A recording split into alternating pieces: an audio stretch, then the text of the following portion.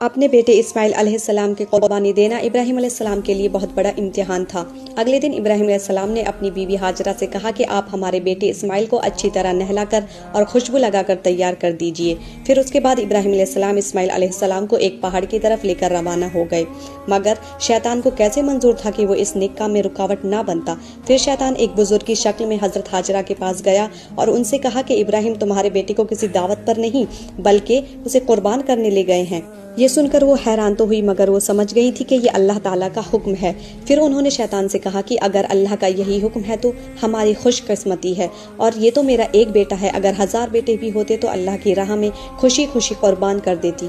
پھر شیطان یہاں سے ناکامی کے بعد حضرت اسماعیل علیہ السلام جو کہ اس وقت صرف 13 سال کے تھے، ان کو بھڑکانے گیا کہ تمہارے ابا تم کو یہاں قربان کرنے لائے ہیں، تو انہوں نے بھی وہی جواب دیا کہ میں اللہ کے حکم کے آگے خوشی خوشی سر جھکاتا ہوں۔ پھر شیطان ابراہیم علیہ السلام کو بہکانے گیا۔